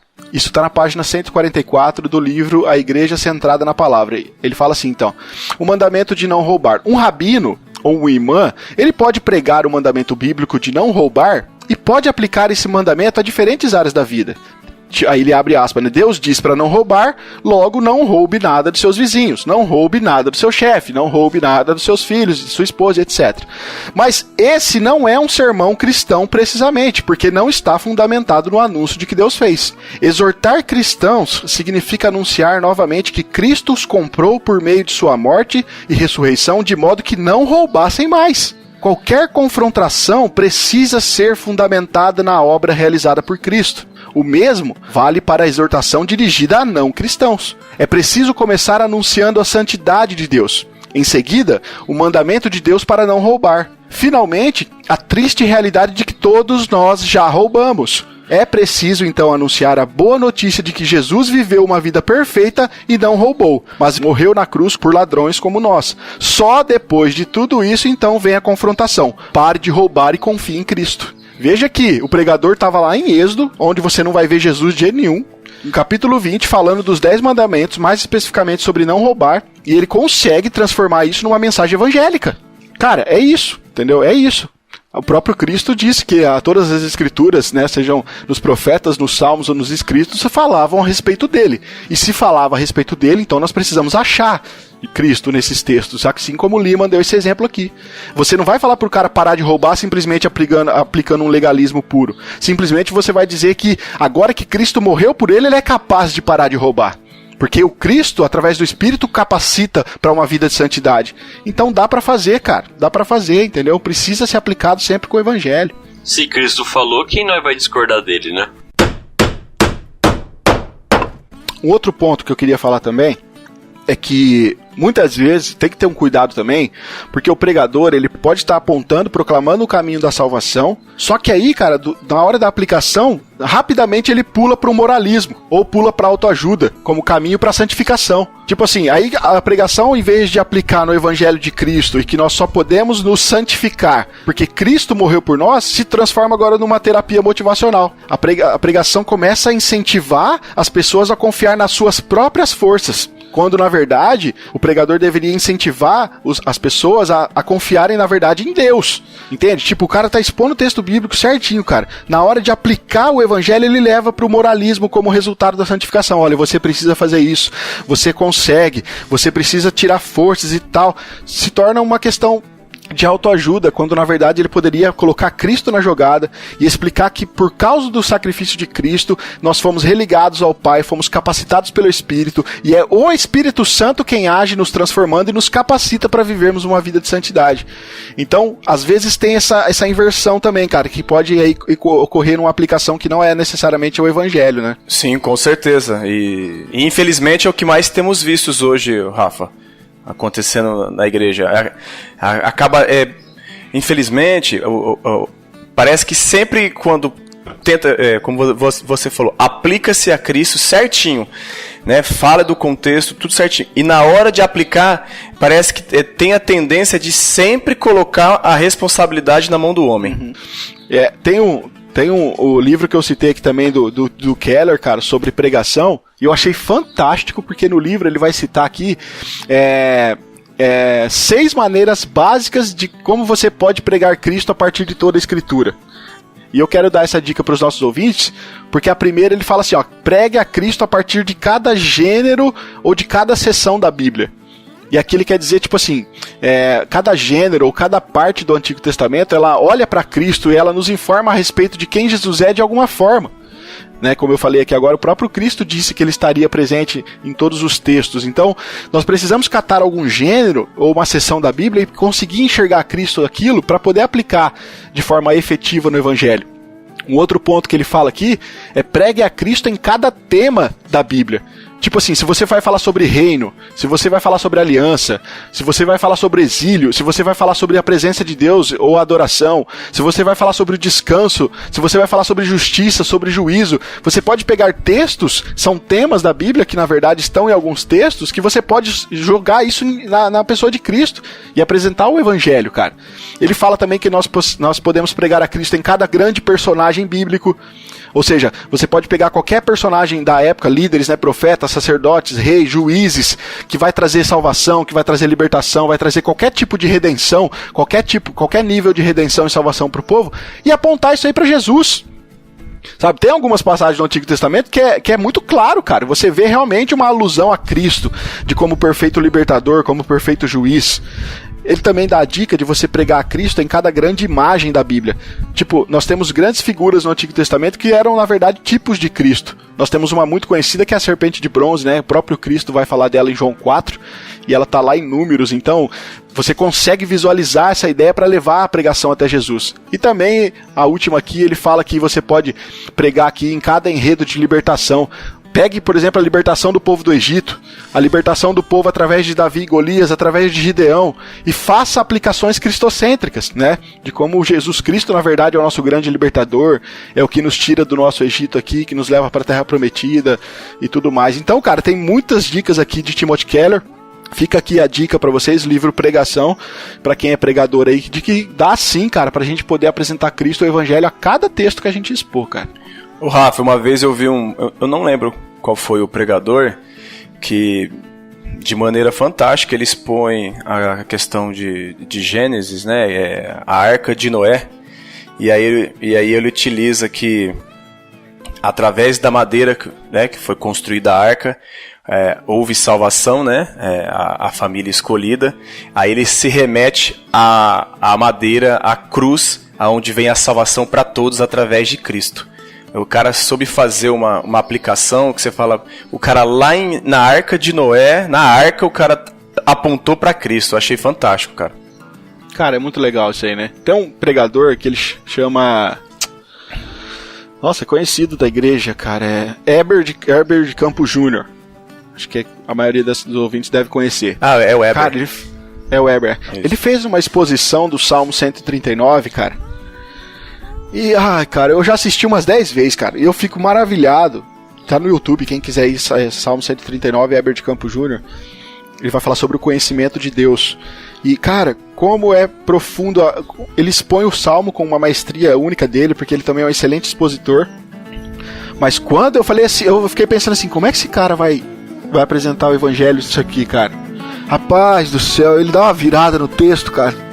E ele leva lá para Pedro, quando Pedro negou Jesus Cristo, sabe? E aí ele faz uma ligação com as palavras dos salmistas, do salmista com a palavra de Pedro, e faz todo sentido, assim, cara, eu achei sensacional. Mas você acha que foi fácil para ele fazer isso? Não foi, cara. Houve um exercício aí que ele precisou fazer para poder aplicar esse texto. Então, dá trabalho, cara, mas dá para fazer, entendeu? Dá para fazer.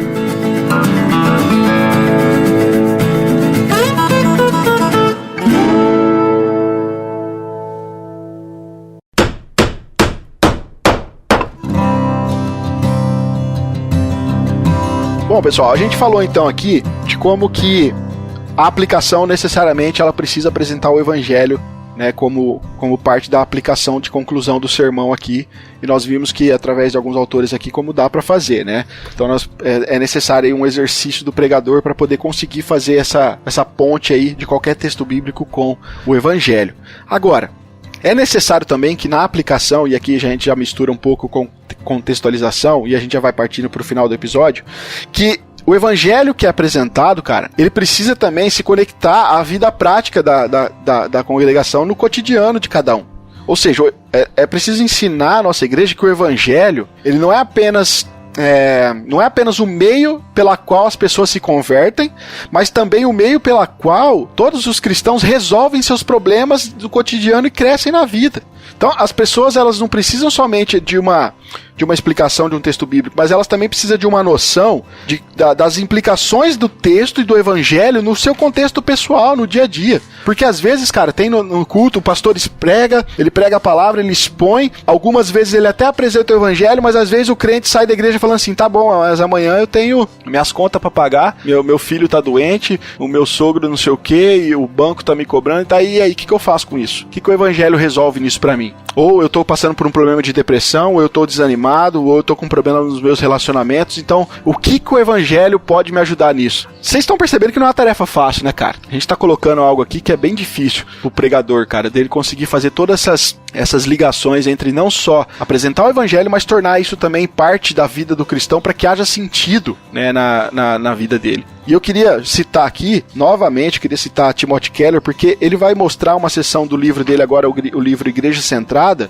de como o evangelho pode mudar todas as coisas. E a gente não pode demorar aqui, mas alguns pontos que o Timothy Keller diz é que o evangelho, ele tem que ser exposto, mas na contextualização ele pode ajudar as pessoas na hora do desânimo, na hora da depressão, como o evangelho pode ajudar as pessoas nesse sentido, de como o evangelho pode ser aplicado na questão do amor das pessoas e nos relacionamentos. Eu não vou falar nomes aqui, mas teve uma irmã da igreja que ela chegou em mim e falou assim, Rafael, eu não tô aguentando mais. Mudaram algumas pessoas do lado da minha casa, que a casa estava para alugar, a casa foi alugada, e eu não tô aguentando mais. Eles colocam som alto à noite e eu não consigo dormir. Eles vão até 3, 4 horas da manhã e eu não consigo dormir. Aí ela veio perguntar para mim, será que é errado a hora que eles for dormir, que eu acordo, eu ligar o rádio no último, então, para eles também sentir na pele? Ai, cara, e aí eu comecei a perceber na conversa com a irmã de como é o dia a dia das pessoas, cara. A irmã tinha um problema simples, já era uma senhora aposentada, né? Ela tinha um problema do dia a dia para ser resolvido e ela queria saber se era pecado ela dar o troco na mesma moeda. E como não falar do evangelho nessa hora? Como não você usar o evangelho para poder resolver esse problema e dizer, irmã, não dá, se a senhora fizer isso, a senhora vai estar incorrendo em erro também. Jesus Cristo não ensinou isso, ele nos ensinou que nós precisamos amar os nossos inimigos. Talvez seja uma tarefa difícil, mas a senhora tem alguns meios legais para tomar providência, que é procurar, né, conversar com eles, explicar o problema, ou até então chamar algumas autoridades para resolver, mas pagar na mesma moeda vai contra os princípios bíblicos. Então, é uma atitude prática, porque às vezes, cara, a gente expõe a questão bíblica e aplica no evangelho, mas isso não faz sentido, às vezes, na vida da pessoa. E aí a gente precisa explicar como que isso faz sentido. Só para finalizar aqui, o evangelho também pode ajudar na sexualidade, o evangelho também pode ter luz para questões familiares, para a questão do autocontrole, para questões de raças e culturas, para a autoridade humana, para o nosso testemunho, para a questão de culpa, autoimagem, ou seja, quem quiser depois pode estar adquirindo esse livro para entender melhor isso, mas aqui o Keller vai mostrar e vai desenvolver de que como o evangelho pode trabalhar na vida do cristão em cada área da vida dele, E aí, cara, cabe ao pregador, né, fazer essa tarefa de conseguir aplicar bem o evangelho, mas também contextualizar aí para a vida do crente no dia a dia, né? Não é uma tarefa fácil não, viu, gente? E é engraçado, Rafa, porque assim, essa questão de você aplicar o evangelho a todas as áreas das nossas vidas, ela vai refletir para quem é de fora. Se eu aplicar corretamente, elas vão enxergar na minha vida a Cristo. Então até os meus atos também tem que apontar para Cristo. Exatamente. Sim. Ninguém disse que seria fácil, né? Tanto que nós fazemos essas coisas pelo poder do Espírito Santo, né? Porque segundo a carne, a gente quer se vingar, a gente quer dar o troco, a gente quer resolver o problema da maneira mais instintiva possível. Cara, isso é verdade. E assim, como eu já falei aqui, o pregador, ele conhece a vida da sua congregação, dos seus membros. Geralmente nas igrejas quem prega é o pastor titular, né? Ele visita as pessoas, ele conhece as necessidades dos seus membros. Então, não necessariamente que ele vai pregar, como já falamos aqui, né, de uma pregação VIP, né? Mas ele consegue, e pelo menos pode se orientar sabendo qual é o grande anseio da sua congregação naquele momento. Ele sabe que determinado irmão está passando por um determinado problema. Então, como é que o Evangelho de Jesus Cristo pode ser aplicado para que o irmão ali possa resolver o seu problema, ou pelo menos apontar um caminho, uma solução? Então, como vocês aí falaram, cara, o Evangelho, ele molda toda a nossa vida, toda mesmo. E as pregações precisam apontar para isso, para que a gente possa construir uma igreja centrada no Evangelho, uma igreja que tem o Evangelho como base, como fundamento para tudo. Talvez aí a gente possa falar, poxa, existem outros elementos da pregação, tipo ilustrações. Cara, como as ilustrações ajudam a boa aplicação, vocês não concordam? Quando o pregador consegue fazer uma boa ilustração e fazer um paralelo com a realidade nossa? Não sei se vocês já viram isso. Isso é legal, porque, na verdade, isso é um exemplo de Jesus. O que ele fazia nas suas parábolas? Era pegar o contexto daquela época, dos camponeses, das pessoas que viviam no campo, e contar uma história aplicando aquilo pro reino de Deus, né? Então é um bom exemplo de uma forma de nós terminar um sermão em ensinar com uma ilustração, né? E outra, eu não quero dizer que a estética é o elemento principal do sermão, porque ela não é, mas ela não deixa de ser importante, cara. Tipo assim, quando o pregador tá pregando, ele quer manter presa a atenção das pessoas, ele quer que as pessoas de fato se interessem por aquilo que está sendo dito, né? E assim, não é só o que nós estamos falando, mas como também nós estamos falando, isso é importante, sabe? Às vezes nós precisamos nos esforçar, porque a clareza, ela é muito melhor do que a imprecisão. É preciso do pregador, então, como que o pregador pode fazer boas ilustrações? Cara, boas ilustrações, ao meu ver, demanda leitura. O pregador precisa ser amigo de livros, sabe? Ele precisa ler biografias, literatura, precisa ler história, filosofia, porque aquilo vai abrir a mente do pregador para ele poder conseguir aplicar aquilo de forma mais conceitual para o dia a dia das pessoas. Já viu o pregador que é muito bom em teologia sistemática, o cara conhece tudo, mas, cara, o cara não consegue aplicar um texto de uma ilustração simples às vezes. E acontece bastante.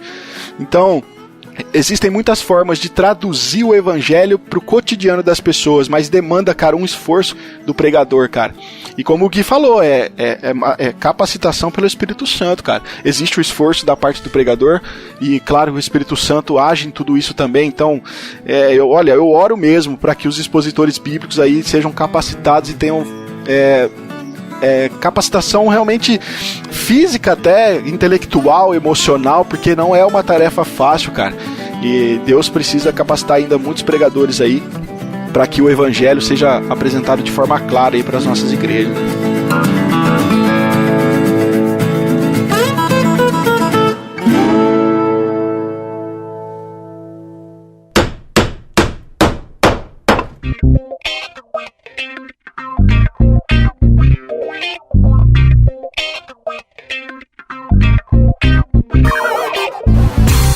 Bom, galera, é isso daí.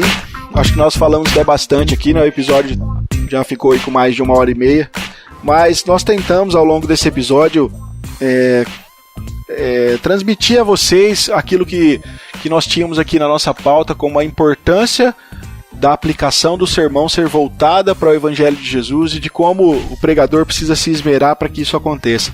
Se você achou essas informações relevantes, querido ouvinte, apresente para o seu pastor, pelo aquele que prega na sua igreja, apresente para ele o podcast, divulgue essa mensagem se você achou relevante, para que nós possamos construir aí realmente uma igreja melhor para Jesus. É claro que a gente fala aqui muita parte teórica, na prática, como eu falei aqui, na vida de um pastor no dia a dia, ela é muito corrida. Ele tem visitas, ele tem assistências para fazer, tem as demandas administrativas, não é uma tarefa realmente fácil, mas cada vez mais que nós possamos nos doar um pouco mais, ajudando também, porque assim, a gente fala às vezes que o pastor está ocupado, mas às vezes nós não somos os pregadores, mas podemos ajudá-lo em outra área, para que ele fique aliviado. de algumas áreas e a gente possa então dar toda a liberdade para que ele possa se esmerar aí na semana, durante a semana, para montar o sermão, né? Então, se você achou relevante as informações, passe para frente, leve algum pregador aí que você conhece a ouvir, e se você é um pregador e nos ouve, você pode contribuir também para o nosso podcast. Se nós falamos alguma coisa aqui que você discorda, ou se nós falamos algo que pode acrescentar, que você pode acrescentar, então fique à vontade, comente, e que nós possamos aí cada vez mais nos moldar aí a pessoa de Jesus Cristo, e que isso fique explícito nas nossas mensagens de domingo, né? Nas nossas mensagens aí na pregação, durante o nosso sermão. Eu vou ficando por aqui então. Meu nome é Rafael Pavanello e eu repito aqui Martinho Lutero, né? Nunca é demais martelar o evangelho em nossos ouvidos. Meu nome é Jean Lobato e fale sobre Cristo em tudo. Meu nome é Claudione Colevati e eu deixo a passagem de João 14,6.